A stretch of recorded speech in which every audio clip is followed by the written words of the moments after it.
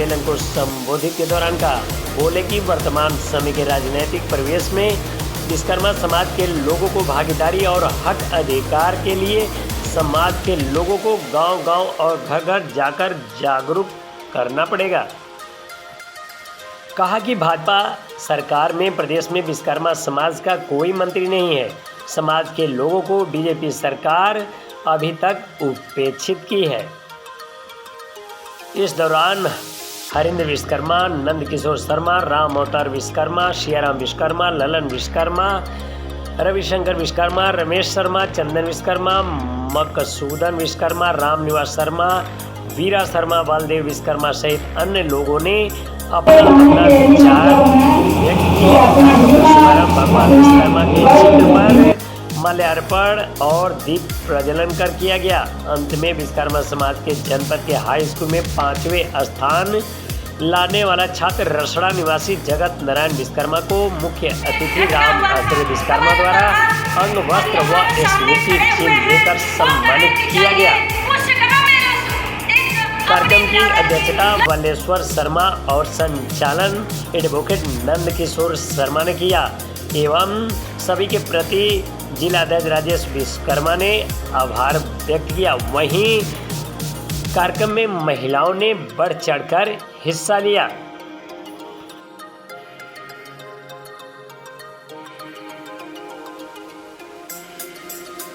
वहीं विश्वकर्मा समाज के जगत नारायण विश्वकर्मा को अंग वस्त्र देकर सम्मानित किया गया, जिसे छात्र काफ़ी गदगद दिखा। साथ ही उनके अभिभावकों को भी मुख्य अतिथि द्वारा सम्मानित किया गया।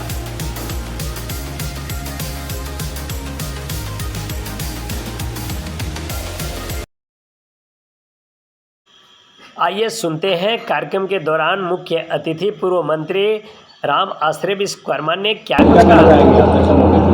ये आज अखिल भारतीय विश्वकर्मा शिल्पकार महासभा के पदाधिकारियों का और कार्यकर्ताओं का यहाँ सम्मेलन है, जहाँ पर संगठन की चर्चा होगी और विश्वकर्मा समाज कैसे मजबूत हो, कैसे आगे बढ़े और कैसे विश्वकर्मा समाज को हिस्सेदारी मिले, इन सारी चीज़ों पर हम बात करेंगे।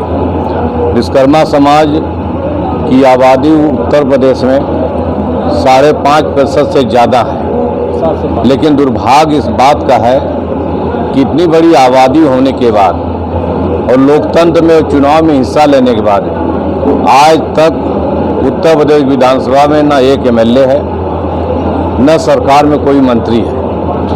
और जब तक समाज का व्यक्ति एमपी एमएलए नहीं होता, सरकार में मंत्री नहीं होता, तब तक उस समाज का न तो विकास होता है, न उस समाज के लिए नीतियां बनाई जा सकती हैं और न तो उस समाज की बातों को सरकार तक पहुंचाया जा सकता है। तो हमारी मांग है सरकार से और सभी राजनीतिक दलों से कि हमें आबादी के अनुसार से हिस्सेदारी सरकार और विधायिका में मिलनी चाहिए।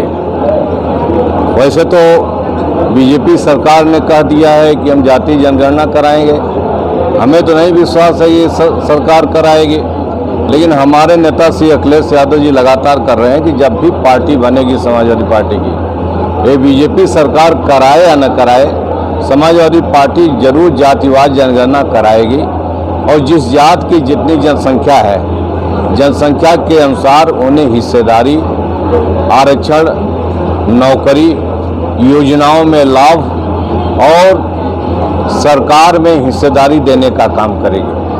हम विश्वकर्मा समाज के बलिया के लोगों को यही कहने आए हैं कि जब भी जातीय जनगणना हो, चाहे लोहार हो, बढ़ई हो, चाहे टठेरा कसेरा जो भी हो, सब लोग एक टाइटल लिखें, विश्वकर्मा के नाम से अपनी जातीय जनगणना कराएं ताकि हमारी जनसंख्या प्रदर्शित हो। अक्सर होता यह है कि कोई शर्मा लिख दिया, कोई विश्वकर्मा लिख दिया, कोई लोहार लिख दिया, कोई बढ़ई लिख दिया, कोई और कुछ लिख दिया, पांचाल लिख दिया, धीमान लिख दिया, टांग लिख दिया, जांगेड़ लिख दिया। विभिन्न नामों से रहने के कारण हमारी जनसंख्या वो प्रदर्शित कम हो जाती है और एक ही टाइटल अगर लिखेंगे पूरे देश और प्रदेश के विश्वकर्मा लोगों से हम कहना चाहते हैं कि एक टाइटल लिखो, भले आप लोहार हो, बढ़ई हो या जो भी हो, पांचाल हो, धीमान हो, जहांगीर हो, जो भी हो, लेकिन एक टाइटल विश्वकर्मा लिखेंगे तो हमारी संख्या सब मिलाकर 7 से 8% पहुँच जाएगी। और इतनी बड़ी जनसंख्या को फिर कोई पार्टी या सरकार कोई उपेक्षा नहीं कर पाएगी। मतलब ये आप राष्ट्रीय अध्यक्ष अपने समाज के और एक राजनीतिक बयान दे रहे हैं, इससे बेहतर ये होता है आप शिल्पकार कहे जाते हैं आप समाज में, इससे बेहतर ये होता है कि आप ये कहते हैं कि अपने समाज के लोगों को शिक्षित होकर और शिक्षा की बदौलत भागीदारी ज़्यादा लेना चाहिए, न कि पॉलिटिकल तो है ही आपने, लेकिन शिक्षा के क्षेत्र में आपने कोई बयान नहीं किया अब तक। देखिए, जहाँ तक शिक्षा का सवाल है, शिक्षा हमारी प्राथमिकता है। और चाहे विश्वकर्मा समाज हो या पिछड़ा समाज हो या दलित समाज हो, समाज जो पिछड़ा, उनको हमेशा शिक्षा में बढ़ाने का काम किया हम लोगों ने। समाजवादी पार्टी की सरकार रही, चाहे नेताजी मुख्यमंत्री रहे, चाहे माननीय श्री अखिलेश यादव मुख्यमंत्री रहे, हम स्वयं उस शिक्षा मंत्री रहे। हमने शिक्षा को सस्ता करके गांव, गरीब किसान, गरीब के दलित पिछड़े के लोगों को ज़्यादा से ज़्यादा विश्वविद्यालय तक पहुंचाने का काम किया था। आज भारतीय जनता पार्टी ने शिक्षा को इतना महंगा कर दिया है।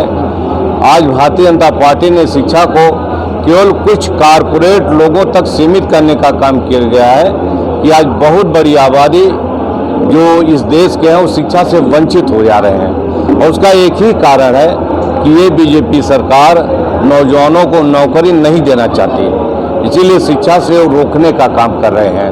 अब प्रधानमंत्री तो बड़ी बड़ी बातें कह गए, कहा कि हम 2 करोड़ नौकरी देंगे, कहाँ उनकी 2 करोड़ नौकरी चली गई।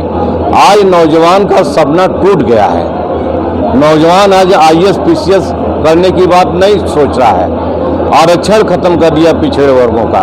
अब कोई पिछड़े वर्ग का नौजवान अब प्रोफेसर नहीं बन सकता है, अब विश्वविद्यालय में कोई बड़े पद पर नहीं जा सकता है, अब कोई IAS IPS डॉक्टर इंजीनियर नहीं बन सकता है।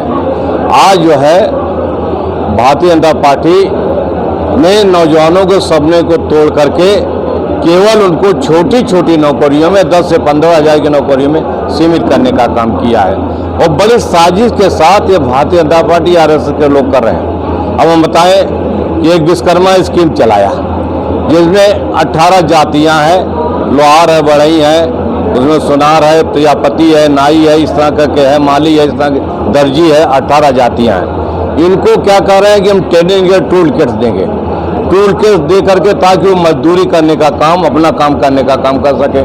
हम पूछना चाहते हैं सरकार इनको शिक्षा क्यों नहीं देती, सरकार इनको शिक्षा में क्यों नहीं ले जाती, डॉक्टर क्यों नहीं बनाती, इंजीनियर क्यों नहीं बनाती।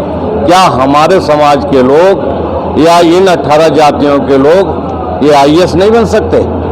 ये PCS कब बनेंगे, ये IAS कब बनेंगे, डॉक्टर कब बनेंगे, प्रोफेसर कब बनेंगे? तो ये सरकार साजिश के तहत इन पिछड़ी जातियों को केवल मजदूर बनाकर गुलाम बनाना चाहती है। अच्छा, जिससे आपके विवादित बयान देखे जाते नेताओं के विवादित बयान आ रहे हैं, जो अश्लीलता दिखाई दे रही है, इसको क्या किस तरह से आप देखते हैं? क्योंकि आप राजनीतिक ये भी सरकार की एक चाल है। ये अपने नेताओं से विवादित बयान दिला करके ये बुनियादी मुद्दे जो इस देश के हैं, गरीबी है, भुखमरी है, बेरोजगारी है, महंगाई है, भ्रष्टाचार है, इससे ये ध्यान हटाना चाहते हैं। इसलिए किसी नेता से कुछ बुलवा दिए और उसी पे डिबेट कराते हैं। हिंदुस्तान के सारे चैनलों को मैं पूछना चाहता हूँ, कभी महंगाई पर चर्चा की है? कभी डिबेट किया महंगाई पर? कभी कितना नौजवान बेरोजगार हो रहा है, कितनी नौकरी मिली है, बेरोजगारी की दर क्या है, इस पर कभी चर्चा हुई है? ये देश गरीबी की भुखमरी की तरफ जा रहा है, इस पर कभी चर्चा हुई है? कभी नेताओं या सरकार या लोगों के भ्रष्टाचार पर चर्चा हुई है? चर्चा क्या होती है? हिंदू पाकिस्तान पर चर्चा क्या होती है? हिंदू मुसलमान पर, मंदिर मस्जिद पर। ये भारतीय जनता पार्टी बुनियादी मुद्दों से ध्यान हटाने के लिए इस तरह की चर्चाएं करती रहती है। क्या उद्देश्य रहा? आज जिला विश्वकर्मा कार्यकर्ता सम्मेलन रहा है। तमाम जिले भर के विश्वकर्माओं को हम लोग एकत्रित करके अपने समाज के विषय में जगाने और बताने का काम कर रहे थे। 1 मिनट में अपना जो है परिचय और अपने साथियों का परिचय बता दीजिए। मैं राजेश विश्वकर्मा, जिला अध्यक्ष अखिल भारतीय विश्वकर्मा शिल्पकार महासभा बलिया। नंदकिशोर शर्मा जी जिला संरक्षक हैं, वरिष्ठ जिला संरक्षक कमला शंकर शर्मा जी, जिला महामंत्री प्रभात विश्वकर्मा जी, जिला उपाध्यक्ष हृदयानंद वकील साहब जी, तमाम ब्रिगेड के विधानसभा रखड़ा के अध्यक्ष अरुण संतोष शर्मा जी, तमाम साथियों के साथ माननीय रामाश्रय विश्वकर्मा का हम लोगों ने बुला करके उनका भव्य स्वागत, अभिनंदन, वंदन करने का काम किए हम लोग। कार्यक्रम कराने का उद्देश्य क्या रहा है? कार्यक्रम कराने का उद्देश्य हम लोग का यही रहा है कि जिले के तमाम विश्वकर्माओं के ऊपर हो रहे जुर्म अत्याचार के खिलाफ यह समाज सोया हुआ है, इसको हम लोग जगाने का प्रयास कर रहे हैं। हमारे समाज के लोगों की ज़मीनें लूटी जा रही है, हत्याएं हो रही है, बलात्कार हो रहा है, इसके लिए हम लोग जगाने का प्रयास कर, लड़ाई लड़ने के लिए माननीय रामाश्रय विश्वकर्मा ने कहा है कि हम आपकी लड़ाई लड़ने के लिए आगे आएंगे और आपकी लड़ाई को लड़ने का काम करेंगे, इसलिए यह बैठक बुलाई गई थी। समाज को क्या संदेश देना चाहते हैं? समाज को हम यही संदेश देंगे कि संगठित होकर के एकता और अखंडता बना करके और समाज के लोगों को जगा करके और हम लोग एकत्रित होकर के उसके बाद हम लोग समाज का सेवा कर सकते हैं, समाज की भला कर सकते हैं। समाज कई टुकड़ों में बटा हुआ है, कई संगठनों में बटा हुआ है, इससे समाज का भला नहीं होगा। जो संगठन बना करके और छोटे छोटे संगठन बना करके और संगठन को तोड़ने का काम कर रहे हैं, वो कहीं ना कहीं दलाली करने का काम कर रहे हैं। इसलिए मैं कहना चाहूँगा, हम अपने समाज के लोगों को जगाने का प्रयास कर रहे हैं। किसी को 1 रुपया देने का काम मत करिए, अपना कर्तव्य और अपनी लड़ाई को स्वयं लड़ने का काम करिए। कहाँ के लोग आए थे? पूरे जिले के लोग आए थे, बल्कि जिले के ही नहीं, बगल अगल से जो पदाधिकारी लोग हैं, मऊ से भी आए थे, गाजीपुर से भी आए थे, देवरिया से भी आए थे, और सबका हमने सम्मान करने का। कितनी उपस्थिति लोगों की होगी? कम से कम 500 से 600 की संख्या में समाज के लोग एकत्रित हुए और उनको हम लोगों ने स्वागत, वंदन, अभिनंदन और संबोधन करने का काम किया और समाज को दिशा निर्देश देने का काम किया हम लोग। कार्यक्रम में कौन कौन लोग रहे आपके वरिष्ठ संगठन के?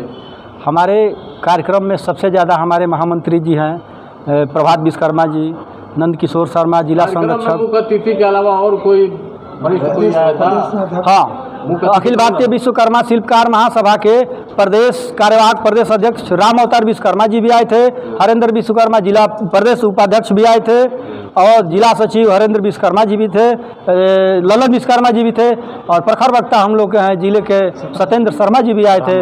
राम शर्मा जो पूर्व के 2 बार प्रधान रहे और छात्र संघ के जिले का सतीश चंडीगढ़ का एक अध्यक्ष रहे, वो भी आए थे। अतिथि कौन रहा? मुख्य अतिथि माननीय रामाश्रय विश्वकर्मा, पूर्व उच्च शिक्षा राज्य मंत्री और राष्ट्रीय अध्यक्ष अखिल भारतीय विश्वकर्मा शिल्पकार महासभा के थे। मुख्य अतिथि द्वारा क्या संबोधन किया गया, क्या संदेश दिया गया है समाज? मुख्य अतिथि जी ने यही कहा है कि समाज के लोग जागिए और सारे समाज के ऊपर हो रहे जुर्म अत्याचार को बता करके और उनको जगाने का प्रयास किए और एकता और एकजुटता बनाने के लिए उन्होंने संदेश देने को कहा कि एकता बनाइए, बांटेंगे टुकड़ों में तो हम लोग का भला नहीं होने वाला है। जगत नारायण के पिताजी को, विनोद शर्मा को, माननीय मंत्री। एक परिचय बता दीजिए। मेरा नाम जगत नारायण विश्वकर्मा है, मेरे पापा का नाम विनोद कुमार शर्मा है, मेरी मम्मी का नाम श्रीमती संतोषी देवी है। मैं रखड़ा का रहने वाला हूँ और यूपी बोर्ड में मैंने हाई स्कूल में 95% स्कोर किया है और ज़िले में 5वां स्थान प्राप्त किया है। तो इसको श्रेय किसको देना चाहेंगे? मैं अपना श्रेय अपने मम्मी पापा और अपने टीचर्स को देना चाहता हूँ। आपका आगे का लक्ष्य क्या है? मेरा आगे का लक्ष्य है कि मैं IIT करूँ। अभी इसकी तैयारी के लिए 5वां स्थान आया है, तो तैयारी करने में कितना समय लगता है, कितना पढ़ाई करते हैं, कितना समय तक? जनरली अपने से सेल्फ स्टडी 8 घंटे करते थे और स्कूल और क्लास लेते थे, तो दिन भर में 14 घंटे तक पढ़ लेते थे।